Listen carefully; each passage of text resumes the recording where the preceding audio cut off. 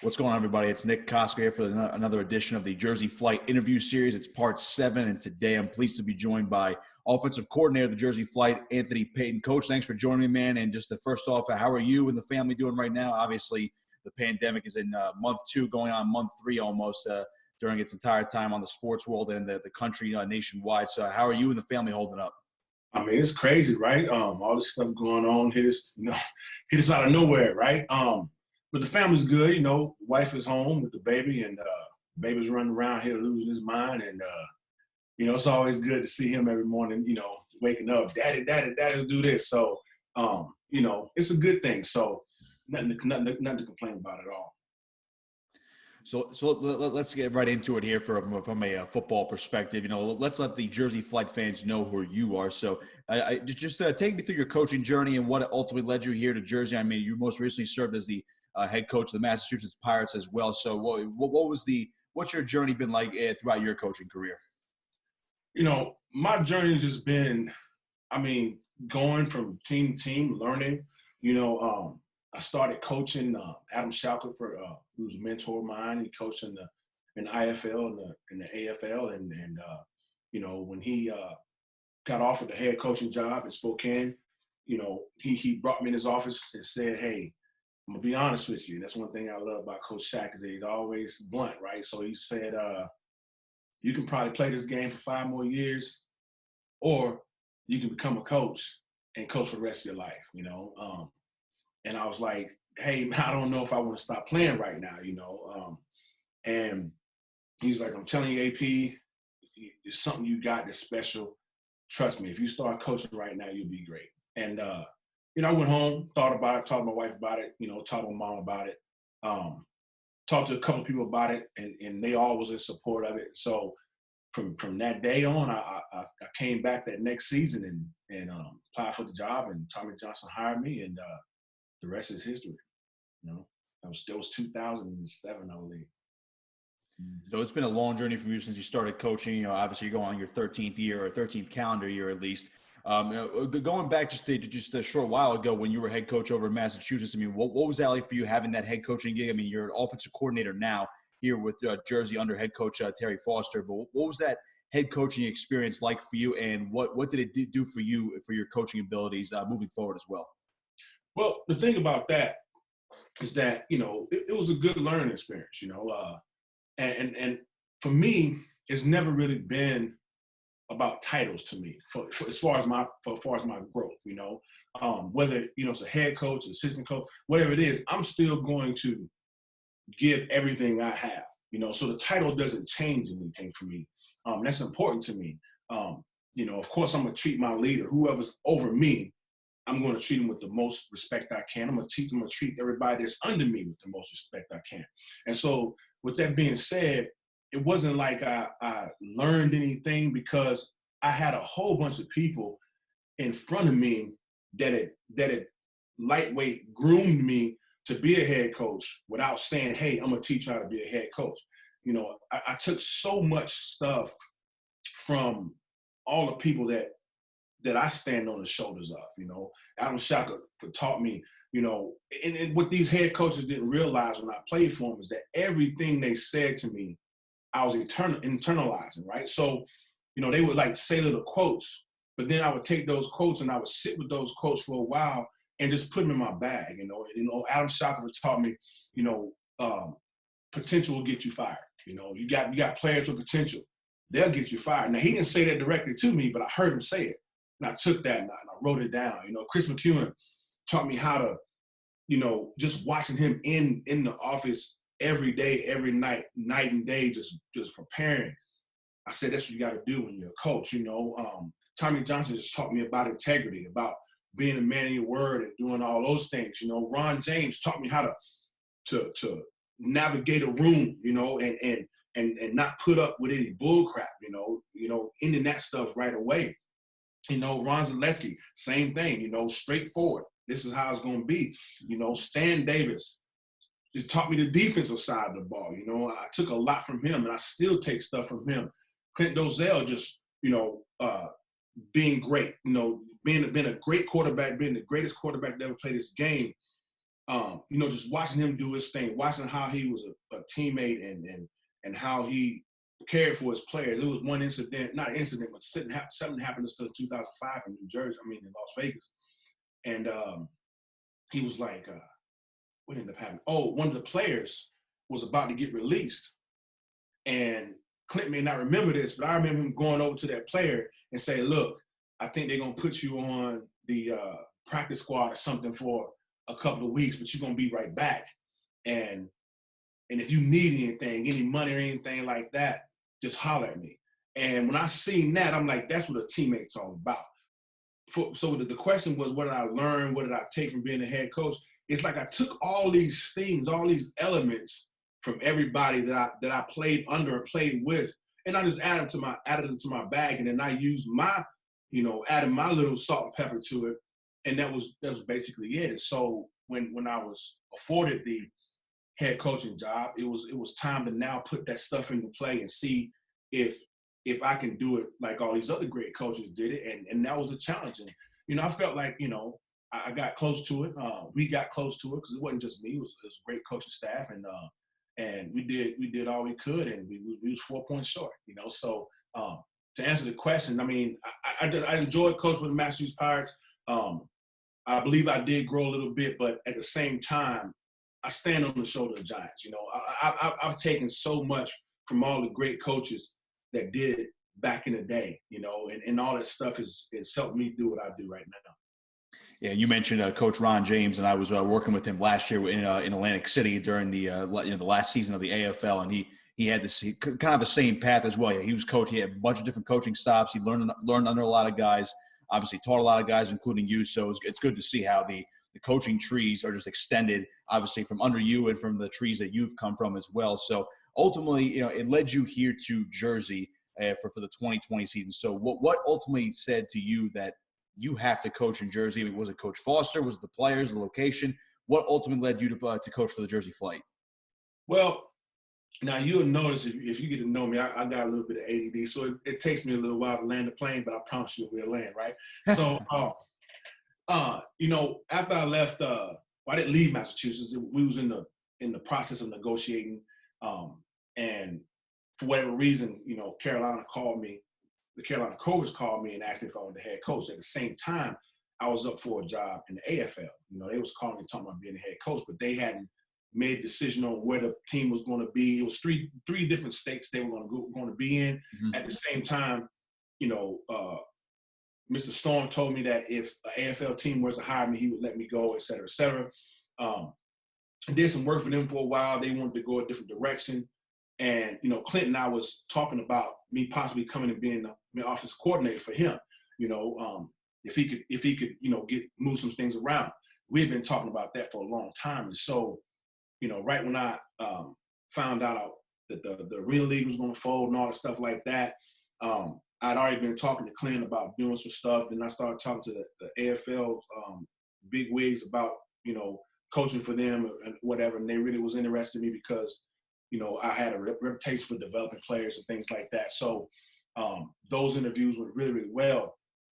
But either way, after everything, all the dust settled and I was out of Carolina and, the AFL had already folded, I started talking about going to the college route, and I interviewed at CSU, talked to a few other colleges, talked to some NFL coaches, and then I forgot how it ended up happening, but somebody got me in touch with Green Bay because they was looking for some help. And so I talked to them for a minute. And doing that, I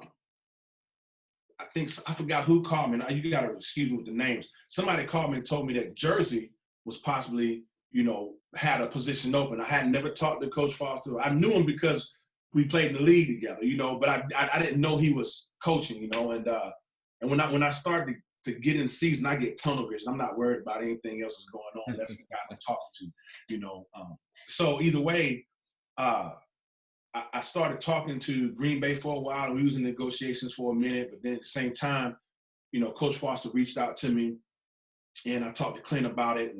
And next thing you know, Coach was like, "Man, I want you to come up here and do your thing." And I'm like, I'm all for it, you know, and just talking to Coach Foster on the phone, I could just tell how genuine he was. And it was refreshing because he was like, man, you're going to come in here and I'm going to let you do your thing. You bring the guys you want to bring in. You know, I don't want to cut the guys that I already have on the roster, but at the same time, you know, I want you to put your footprint on it, you know. And once he said that and gave me the reins, it was like, oh, man, it's over with, you know. And so, and then just having conversations with him and the conversations we have had, you know, he'll call up and I keep him on the phone for 2 hours, so I talk so much. Either way, you know, in responses going back and forth, I just seen that it was going to be a great situation, you know, as far as like me working under him, you know, and him teaching me. And the thing about it is, just talking to this man on the phone, I've learned so much, you know, from the time I talked to him the first time until the last time we talked, which was last week sometime, a couple of days ago, you know. So my thing is, I'm like, I gotta go here because I can see nothing but growth at this organization, you know. And the way everything was set up, I talked to all of the coaches, you know, Manas and Coach's dad and a few of the other guys, and everything seemed to be so organic. And I'm like, it's an all go, you know. And that was basically why I decided to sign with him. So obviously on paper, and we've talked to a bunch of the players already about, you know, about them joining this organization as well, and knowing that the team on paper at least is stacked because there's a lot of veterans from the AFL, from the NAL in years past as well. It just seems like it's a bunch of veterans and young guys put together that looks like a championship caliber team on paper. So I wanted to actually start with the quarterback room. Obviously, Warren Smith, Danny Southwick, two veteran indoor quarterbacks. Warren played for the Atlantic City Blackjacks last year. That's how I know him. Danny Southwick played for Columbus and Philadelphia in recent years. He's been a longtime veteran quarterback as well, all over arena football. I mean, what's it like for you as an offensive coordinator, knowing that you have two really talented quarterbacks in Warren and Danny in that same room? They're obviously going to battle it out for the starting spot this year, but knowing that they can feed off each other, and then they're it's almost like having extra coaches on the field with them. What do you think about those two guys? I 100% agree with you about having coaches on the field. You know, it's huge. And the thing about it is both of those guys are great competitors. You know, I had Danny in 2007 or 2008. I forgot which years. I think it was 2007. And, you know, when Danny talks, every time I call him, you know, sometimes we'll go weeks without talking. You know, Danny's funny. He's a little comedian, right? He has that dry humor that he'll sneak jokes in. But he always tells me every time I pick the phone up, he always throws out, man, if it wasn't for you, I would have never signed with the Raiders. And that means something to me because it was back in the day where he wasn't really getting a lot of opportunities, and I saw what Danny could do. You know, I seen he had like this exceptional arm talent.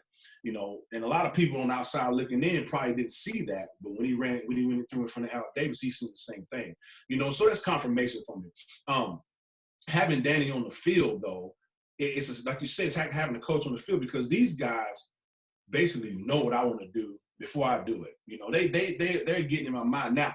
Warren, I seen what he did. I really didn't know Warren until we started talking about, you know, me coming up there because he was playing. And I mean, I'm not gonna say I didn't know him because I knew he played for Atlantic City, and I was attempting to keep up as much as I could with the AFL. But I was, you know, being the head coach, it's hard to like really worry about what's going on in the field and keeping up with personnel and all that stuff like that. But when I seen Warren's highlight film and knew that he was running the offense that I call, which is the pig offense, has been around the league for a long time.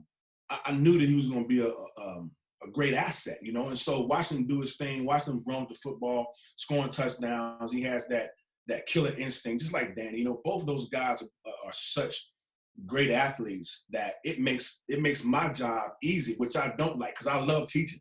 I love, you know, getting on players and showing them how to do. So it's going to almost be like it's going to be weird because the quarterbacks know everything already. You know what I'm saying? So basically, this is going to be, I guess I'm going to go hang out the receivers or something. Y'all go do your own thing. And I had that kind of with Sean Brackett too because he's a vet and everything and great quarterback. And but this is going to be the first time that I've been coaching the AFL where I have two veteran quarterbacks. You know, and I'm telling you right now, it's refreshing because, you know, while I'm doing whatever I'm doing. Now you got, and I know both of those guys. They're meticulous. They're methodical. So while I'm doing what I'm doing with the rest of the guys, they're gonna be talking to guys about what I'm talking about, and that just just confirms everything. And if the players believe in the quarterbacks, and I know the quarterbacks believe in me, you just got a cohesiveness there, you know.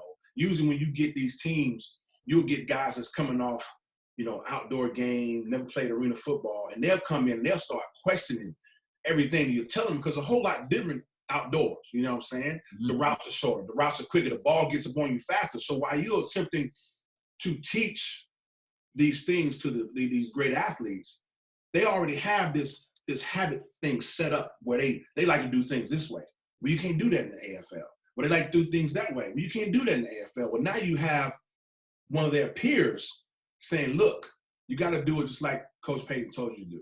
I'm telling you, this is how it works. And that just right there, that right there makes the entire organization, the entire offense just so much more solidified. Now, you just mentioned how refreshing it is to have two veteran quarterbacks like Warren and Danny helping you out and teach the rest of the offense, or teach the receivers, teach the linemen, teach the fullbacks, all that good stuff, and whether it's the concepts or the entire playbook.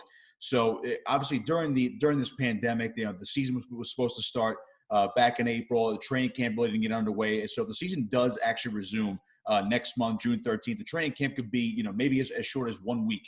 So what you mentioned how it's going to be a little bit easier for you to help teach the offense, but what are the challenges knowing that you have such a short amount of time to really install your offensive philosophies, despite the fact that you have two veteran quarterbacks, but to teach the rest of the offense to these guys in a matter of maybe 1 or 2 weeks before the regular season actually kicks off? And, you know, if it does begin, I mean, can you guys combat that despite a short training camp? That's a great question. And I'm going to put it to you like this. You know, if you go back and look at some of my interviews from Massachusetts, you'll hear me saying all the time that bringing rookies into this game, it takes a long time for them to learn it. Now, if you're not listening to those words the right way, you will say, oh, you just don't like NFL players, or, oh, you just don't like big school players, blah, blah, blah. That's not what I'm saying. What I'm saying is that when you come from the NFL game or any big school Power 5 team, whatever it might be, you come into this box, you have to learn all the angles and everything like that. And so I'm gonna say it, I'm gonna put it like this in layman's terms, right? If we had 3 vehicles, okay, let's say we had a Lamborghini, we had a Ferrari, and we had a Bugatti, right? And this Lamborghini is a beautiful car. It runs so well, right? But then you got this Ferrari that runs well too, right? Now you got a Bugatti that runs well also.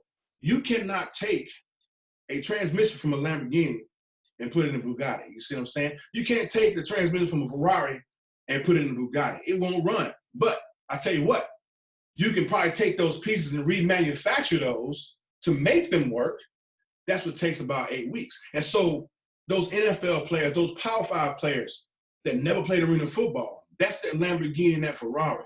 We got this Bugatti over here, and we're trying to add these pieces, but it's going to take some time to manufacture those pieces to get them to run the right way in this vehicle, right? Now, the beauty of it is that mostly everybody on our roster fits in that Bugatti. You see what I'm saying? So now we don't have to do too much manufacturing. We might have to change a few bolts here and there with the terminology. Oh, I like running my post this way. Well, I don't want you to run the post that way. Let's adjust it just a little bit because I want you to do it this way. Now it's only a few minor tweaks, and those minor tweaks only take a few days. And if we have the players I think we have, I've talked to them all. They've sent me clips of them running routes, and I know they're all in, you know. So I know that they have the mindset to do the right thing. And not only that, they've played this game before. It's nothing new to them. It's always good to bring 1 or 2 guys in to try to plug them in every once in a while. But we have a team that's full of veterans. We got a team that's full of veteran coaches. And so not only am I going to be, you know, helping these guys grow, but you're going to have Coach Foster helping them grow. You're going to have Coach Nas helping them grow. You're going to have Pops Foster trying to help them grow. You're going to have Jackson trying to help. Everybody's going to be doing the same thing, and I think we have the same goal. So I feel like this machine is going to work really, really fast. That's just my opinion. I really love that car analogy because, I mean, of course, you know, you mentioned you have there's a lot of Bugattis on this Jersey flight team. So I love that. I love that analogy, no doubt. So hopefully those offensive philosophies, you know, fit well for you and the rest of the team en route to hopefully when the season starts next month, or if it happens to start a little bit later, Obviously, it just remains to be seen, obviously, during this hectic time right now. So I wanted to end with this, actually, since we're talking about the pandemic going on. Everyone's trying to stay safe as possible, but states are starting to reopen up just a little bit at a very slow rate. So tell me how you've been able to keep mentally and physically in shape and sharp over the past 2 months or so since this came down and everything was put into a stay-at-home order. Obviously, the quarantine happened, so no gyms are open. People are going outside for the essentials. Obviously, you guys have not been able to practice and talk in person yet. So, what have you been doing to keep your football mind sharp and obviously keep you in physical shape as well? A lot of players have already told me they've done some very interesting workouts. So, I just wanted to know what you've been doing over the past 2 months.